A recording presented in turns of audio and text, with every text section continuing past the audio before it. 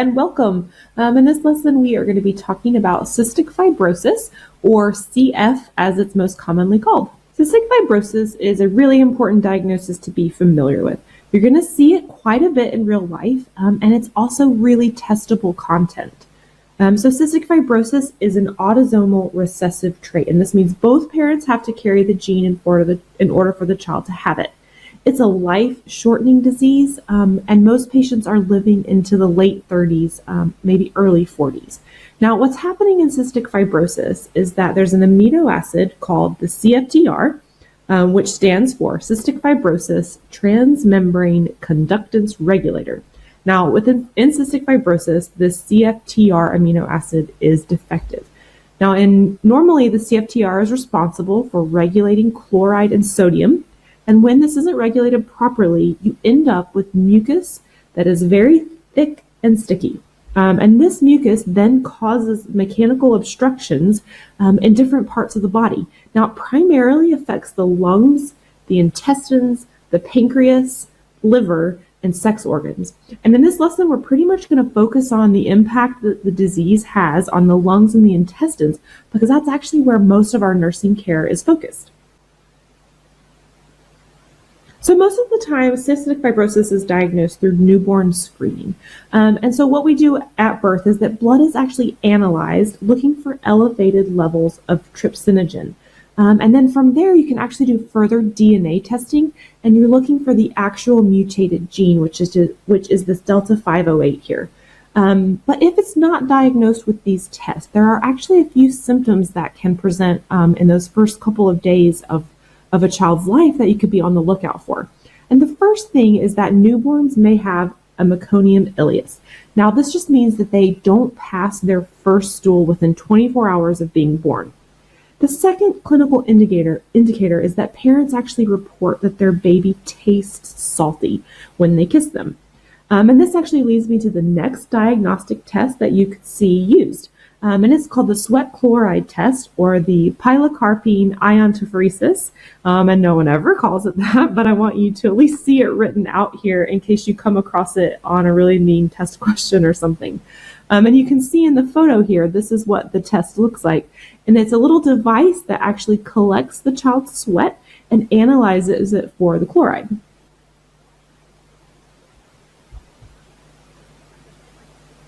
For your nursing assessment, the first thing I want you to remember is that everything that we're going to talk about on this slide is happening because of that thick and sticky mucus. So in the respiratory system, you're going to have excessive mucus that can lead to obstruction in the lungs. And ultimately, this leads to frequent lung infections, which cause symptoms like fever and cough and increased work of breathing. Now, the more often patients have infections, the more problems they are going to have with long-term damage to their lungs. And over time, they may end up being chronically hypoxic. And if they are, you're going to see things like clubbing and barrel chest. In the GI system, you're also going to be seeing obstruction and constipation, and that's from the mucus as well. Now, the mucus is also going to affect their ability to absorb nutrients. So these patients are at risk for being malnourished. The stools actually are large, bulky, frothy, and foul smelling. Now, the frothiness of the stool actually comes from undigested fat, and the foul smell is actually from undigested protein. They also aren't able to absorb fat-soluble vitamins, so they're going to be deficient in vitamins A, D, E, and K. Now, all of these issues put together in the GI system actually create the potential for something called failure to thrive. And failure to thrive is just a descriptive term that we use to describe when babies and kids are losing weight and aren't meeting those growth and developmental milestones that we would be expecting them to.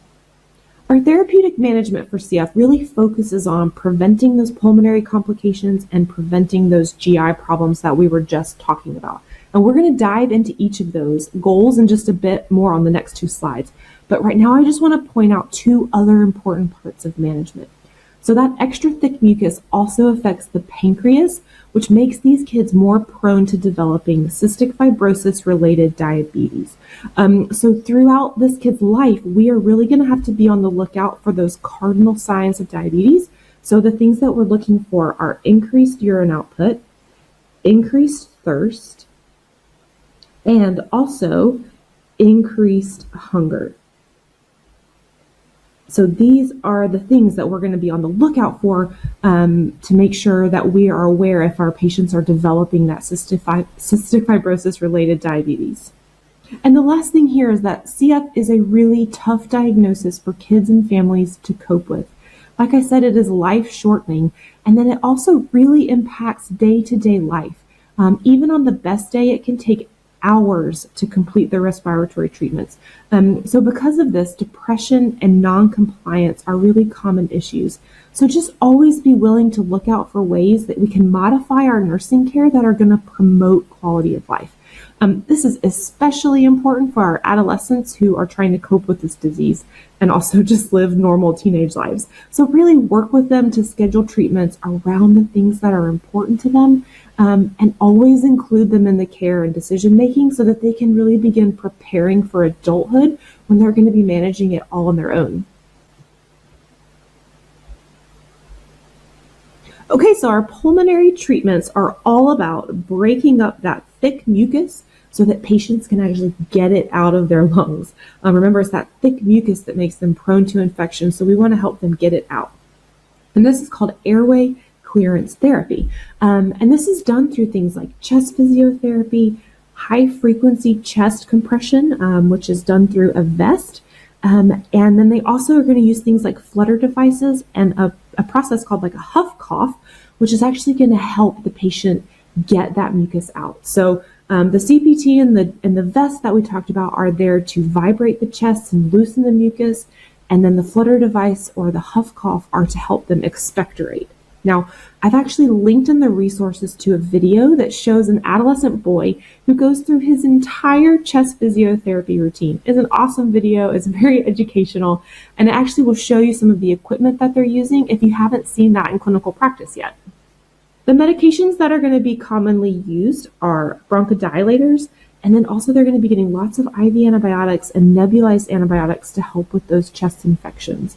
One thing to know about the bronchodilators is that they actually have to be given right before starting the chest physiotherapy. And the reason for this is that it helps open up the lungs so that the mucus can actually break free really easily and then loosen during the percussion. And as you can imagine, for a patient with CF, it's very, very important for us always to be monitoring for signs of infection and monitoring their respiratory effort.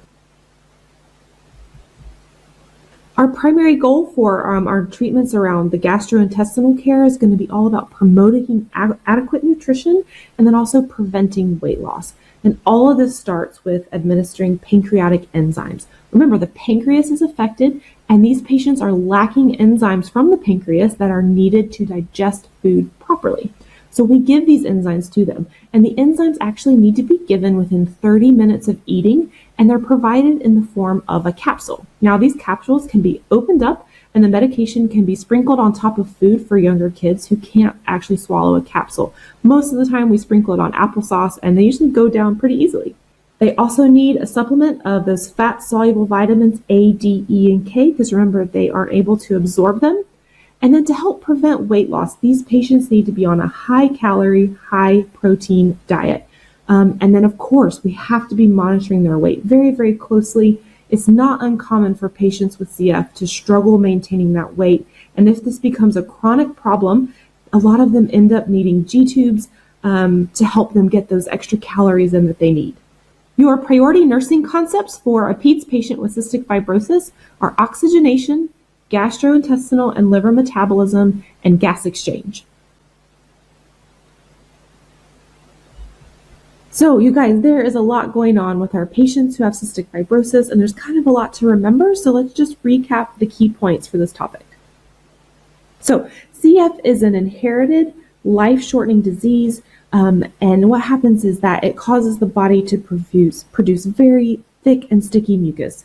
And this thick, sticky mucus causes obstruction, and the places that it affects the most in the body are the lungs, the intestines, and the pancreas. Our treatment is really focused on minimizing those pulmonary complications and preventing those GI problems.